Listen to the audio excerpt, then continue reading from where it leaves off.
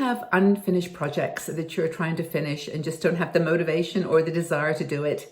Very challenging to get started with all these wonderful projects that you have passion and purpose about, but then to continue with them and finish them, it's another story. I want to talk to you today about 3 life hacks, 3 ways that you can approach this challenge of unfinished projects and get them done and get the satisfaction from finishing them. My name is Margaret Manning. I'm with 60andMe, and I want to thank you so much for being here today with us. If you have not subscribed to our channel, I'd love to invite you to do that and join the family. And if you press the notification bell, which is next to the subscribe button, you can then be told when our new videos are released. So thank you so much, as always, for the support. Now, let's talk about unfinished projects, because this is something that I think we've all probably experienced in our lives, and maybe not more so now that we had some time on our hands to get things started. And now we've got this beautiful project we began, and how on earth do we finish it? It's going to be really, really challenging. Just so you know, by the way, it is not our brain's fault. It is our brain's job to procrastinate and to only focus on the things that are right in front of us, those tigers that are going to attack us or that next meal. You know, we've got these brains that are geared to a different kind of a lifestyle. And so they want us to focus on survival and getting things done, being focused, and not that knitting project or that, that painting that you wanted to start and finish, or whatever it could be, buying a new property, buying a new car, any big project that is unfinished right now in your life. Your brain doesn't really care. It just wants to keep you safe. So when you procrastinate, that's kind of the brain just doing its job. So here are the 3 hacks that I think might help you.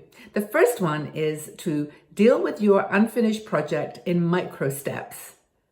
Now, this for me has been a lifesaver, and it's really one that is easy to, it sounds easy to do, but it can be challenging, because once you start with a micro step, you often want to continue with the next piece and then get held up by a frustration or not having something that you need to complete that stage.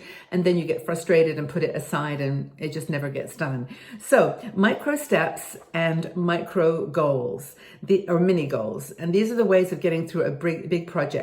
Those of you who have worked in business and have done project management know that this is the way to, it's like eating the elephant one bite at a time. It's just taking care with every single step, finishing it, completing it, being happy with it. But don't try any more that day. Just give yourself X number of hours or days or minutes to do that one thing and then move on to the next. Have a list, and have your list a checklist. And I do this for the silliest things sometimes. I mean, even just, my morning I wake up and I write a list of things I want to do, and I actually do tick them off, they say that you should start with the most difficult one at the beginning of the day, and then just have these micro steps and mini goals that, that take a big project and make it more manageable. So analysis paralysis, that's what we often face. We have so many, ways to look at something. We want to analyze every little part. We want to, make sure that we're perfect in every single way. And then that stops us. We just get paralyzed by choice. So break it down into small, manageable pieces. Just 1 micro step a day. That's all, no more. Another thing to do is to separate your time to think and to act. Now, thinking is easy, right? We'll sit here for hours thinking about how we're going to do something, how we're going to manage a situation or deal with this project, this unfinished project. Thinking is easy. But then the hard thing is to switch it to action. So we're actually doing something that manifests the idea, whatever that micro task is. We have to then act. So it's really important to have time to think and then time to act. And I think it's really important that we snap our brain kind of out of autopilot. Remember I mentioned earlier about your brain likes you to procrastinate? Well, it does. And the way to get through that is to sort of have the time where you're thinking, that's your brain, and then say, stop, now do. And be sure that when, it's making all these other thousands of decisions every day for you, that you're going to pull this one decision about this project to the forefront. Think first, give yourself time, and then act. Did you know, by the way, that your brain makes 35,000 decisions a day? 35,000. It's very busy. And so these are things, just like what to wear, what to eat, whether to turn left or right, whether to go this way or that way, buy this or not. All those little mini decisions, your brain is really busy working on those, and it hasn't got time to allocate for these more important projects that you want to impose on it. So set aside a designated time to think, and then stop it. Put an alarm, but let your little alarm on your phone. And then 2 minutes later, or 10 minutes, or 2 hours, whatever thinking time you want to give it, do that, then act. Make sure you act. It's important. And by the way, making one single micro step, writing it down and doing it is the best way to move your brain from autopilot, 35,000 decisions a day, to something more practical and actionable that's going to help you get done with your project. Embrace imperfection is the third thing. Open arms, embrace imperfection. You are not perfect. You're never going to be. Your project is not going to be. You're going to make mistakes. It's so funny. The other day, this happened to me. I was making a cupboard for an IKEA cupboard, and I made it. I was so careful. I got all the pieces put together. I didn't have any left over. It was really, and that was definitely thinking time, where I read the instructions, took it all in, and then I acted. I turned it over, and there was a little, like a nick, like a little scratch. And I thought, where did that happen?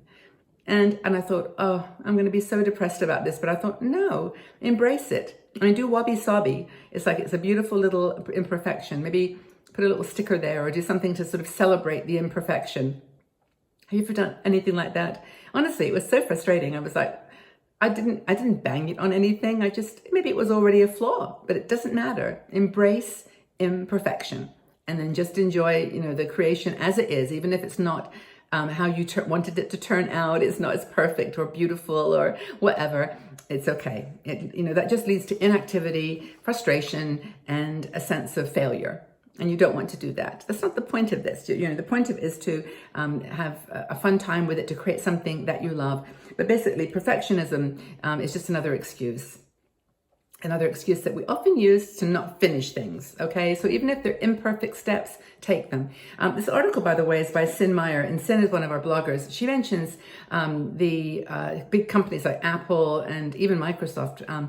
Will put a product out knowing that there are flaws in it, knowing that there are things that are going to need to be tweaked. And that's why if you have an Apple phone, every couple of months you get an upgrade. And that upgrade is because they decided that they would put it out there with that flaw, because they knew, they just wanted to see how people reacted to it, I suppose, or how it impacted. And you may say, oh, they should get it perfect. Well, you'd be waiting 10 years for your phone. So you have to kind of be prepared to embrace imperfection. Super, super important. So procrastination, embrace it. If you feel like you have to put it off and you just cannot get your head around something today, your brain is just helping you to make a decision on something else that's maybe more survival focused.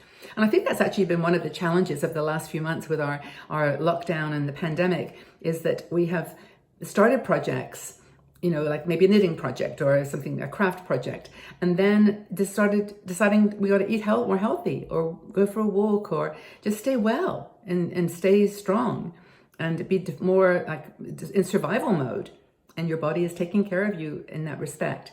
The project is going to have to wait maybe, but your brain is doing you a favor, and procrastination is just a way that your brain is helping you to survive. And that's a good thing. So which hacks of these three would you try? Micro goals, micro actions, taking time to embrace imperfection, and what was the next one? Oh, separating your time, thinking and acting. Those are the three. You probably got more. If you've got any that you use to help you get through big projects, or even just small unfinished projects, how do you get through it? What kind of strategies do you use? Leave your comments in the section below. Let's have a chat. But thank you again so much, everybody, for being here. As I said earlier, please subscribe to our channel here on YouTube. It's a very simple process. This is like a subscribe button. Just press it, and then you become part of our family. And then just ring the bell for the notification, wherever that is. Ring the bell, and we'll tell you when new videos come out. They come out frequently, so it's good to know, when to tune in. So take very good care, everybody. Have a really wonderful day wherever you are in this beautiful world. I'm thinking about you all, sending lots and lots of love. Hope that these 3 hacks have helped you to think about projects that you really wanted to complete, and share what they are too. That would be fun to know what you've been working on that maybe took you a few months or longer. Have a really, really wonderful day, everybody. We'll take good care. We'll talk again soon. Bye-bye for now.